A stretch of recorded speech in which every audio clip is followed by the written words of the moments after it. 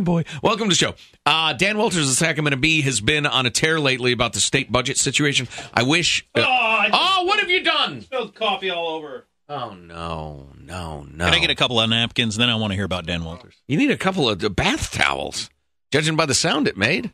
The worst part is it went in my shoe. Oh, no! I got a wet sock for the day. Oh, no. Old wet sock, they call him. God, I hate squishing around in a wet sock. This is terrible. Anyway. This is a terrible turn of events. Nice. The cup's too tall. It's not my normal cup. That's why I blame it on. Anyway, I want to get to that, but just real quickly, because this is stuck in my craw, and I would really like to dislodge it before I'm infected. I'm sorry. I'm distracted by the fact that you're distracted. It's not you, it's me. Surprisingly, I'm paying close attention. Well, no, I believe you. You got something stuck in your craw, and you want to get it de-stuck from your craw. Yeah, and you've got a wet sock. I mean, we should be on vacation already. Anyway, the whole Afghanistan report thing, I keep hearing it reported, and it's driving me crazy, because I read a substantial chunk of it, the part that's not classified, obviously, and everybody's talking about it as if it is something. It's practically nothing. It says, well, things are kind of going good in some ways and kind of not so good in others, and Pakistan's kind of a problem, and we'll kind of pull out some troops, but maybe not, and we don't know, and the good stuff might change and go back to being bad, but the bad stuff might be good, and we are muddling along with arguably a little progress in a very vague strategy. I'd like you to define progress if you're going to use the word progress. Well, we've met our goals for training Afghani troopers, for instance. With the goal of turning it over to them. Okay. So that is progress. But the whole thing, listen, if you want a few-word review, it would be... It's really hard to say what's going on, and we're not sure what to do about it. Period. If you read this report. Yeah, well... It's a whole lot of nothing. It's a whole lot of... You know what it is? It's a giant national shrug of the shoulders. I don't know. It might not be to the people making the decisions. One thing I got from Bob Woodward's book is... And the media doesn't know and does a terrible job. We get these reports and we read them and we look at it like that. There's several examples in Bob Woodward's book where this sort of report comes out, and the word has been changed from dismantle to defeat, and it becomes a huge deal. Bob Gates sees it and says, holy crap, when did we change from dismantle to defeat? And then people start making phone calls and having meetings, and we in the media, we see defeat the Taliban and just like, whatever. But before, it wasn't defeat. It was dismantle. Right. Or that's just an example, but that sort of thing. Yeah. Different word. Just one word can be changed, and all of a sudden, it's a completely different mission. Right. Well, with different resourcing and different goals. Right. Well, that's very interesting, and it's undeniable. But I guess what I'm saying is, my only question is, can we get American service people the hell out of there?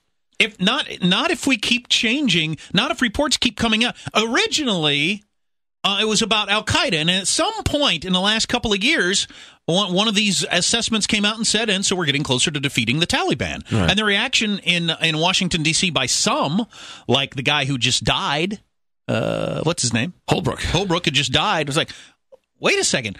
Who lined out the word Al-Qaeda and put in the word Taliban? When did that happen? Right. And then all of a sudden it was about the Taliban because all the Al-Qaeda was gone. Yeah. And then and originally the plan wasn't let's invade Afghanistan and build it into a prosperous nation, but that's what it's become now apparently. Yeah. Well, whatever the actual goal is to dismantle or defeat or the Taliban or Al-Qaeda or whatever, this assessment is a giant, I don't know, I can't tell. Yeah, and that seems like what has come out of every one of those meetings that Bob Woodward reported on. You'd have the vice president, you'd have Holbrooke, you'd have Barack Obama, you'd have the Secretary of Defense, you'd have the Secretary of State, you'd have Petraeus, you'd have all these different people, and they all kind of have a different goal, and they all kind of walk out. I'm not exactly sure what we're doing, and that's just the way we've been stumbling along for freaking 10 years. Yeah. What are we trying to do? That's hard to say. How's it going? It's hard to say. What about Pakistan? Are they cooperating? It's hard to say. How soon will we be out? July. How many troops? It's hard to say. And then we'll probably add some more. Maybe. God. As soon as we leave, will Al Qaeda come back? I don't really know. It's hard to say. God, it's a quagmire. Are the Taliban and Al Qaeda the same thing? No, different people have different opinions. Don't know. Yeah. Okay, great.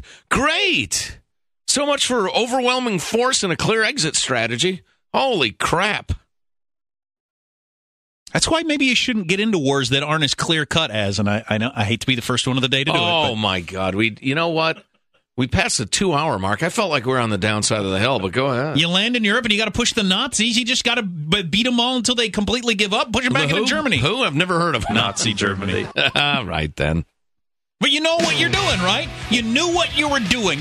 Everybody knew what the goal was. You could have asked anybody in the military. 16 million people served in the U.S. military in World War II. Every single one of them could have told you what we were doing. We got to beat the Nazis and the Japs, in the terminology of the time. Ask anybody today and you get a different answer from everybody. Including the people in charge? Holy crap. It's hard to say. There's Tom McClintock up on... he looks so handsome. He's speaking right now on the House floor. So distinguished. Maybe we'll play that when we come back. Yeah. He's getting ready to vote, and I'm interested in what he, as a very strict fiscal conservative, feels about this compromise that he says he's voting for. You're listening to the Armstrong and Getty Show. Yes, many of you pointed out on the text line, Mork did come to Earth in an egg. Yes. Thank you for that Mork and Mindy reference. Maybe that's what Dan Aykroyd was talking about. Anyway, welcome to the Armstrong and Getty Show.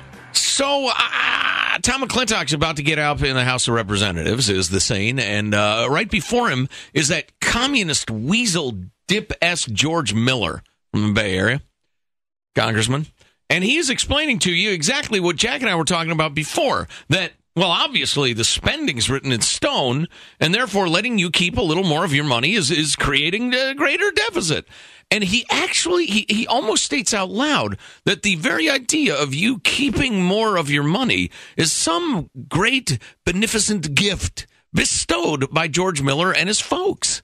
It's bizarre. It's so bass-backwards, I can't stand it. But anyway, here he is. Unless they could provide this money to the wealthiest people in the country. This is not fair. It's unnecessary deficit reduction, and it has no stimulative value. Economist after economist has told us what happens with this money when you give it to the wealthiest people in the country. They put it in the bank, and someday they may use it or they won't use it. It's not like families, middle-income families, that have to pay the rent, pay the lights, send their kids to school. Now, let me pause it right there. When you give it to the wealthiest 2%? When you give it to them? That is interesting terminology. Just, it depends on your point of view of this sort of thing. But it's their money in the first place. It's everybody. It's all our money to start with, and the government takes a certain amount, and then we argue over how much they ought to take. Exactly. Back to the Red Menace. Completely different operation. So no stimulative value to giving billions and billions of dollars to the richest 2% of the people in the country. It's not fair in terms of the resources of this country being used for those individuals while other families struggle, and it creates deficit unnecessarily. Wow, that's just unbelievable. I think the Republicans have done such a horrible job up to today, and including today over the past several years. One, of letting the other side get away with the whole Bush tax cuts terminology for all this time. Yeah. And now not fighting back against the idea of if you don't raise taxes, it adds to the deficit argument. Well, how do you not fight back against that and make, somebody sent in a text, their analogy, you're a landlord. If I don't raise your rent by $200 a month, it will cost me $2,400 a year. Right. And if I don't raise your rent by $300 a month, it costs me $3,600 a year. Jack, back to your point about the Republicans not doing a better job. It's almost as if they're a bunch of posers, most of them, who aren't really fiscal conservatives. It's as if they actually like big government and spending and throwing around a lot of money. That could be it. I'll bet there are even some Republicans who got earmarks in this latest bill. That could be it. Yeah, they're phonies. They don't want to derail the gravy train. That's the last thing they want to do. They're fakers, baby. They're fakers, baby. And everybody knows it. Do we still have that Mel Gibson clip? That might be my favorite one. They're fakers, baby. You think you're fooling anybody? Who's ever called breast implants fakers? Especially your gal pal. Well, former. Who you chose. No wonder she's so glum. You f***ing glum. Yipes, that's harsh. That is harsh. They're fakers, baby.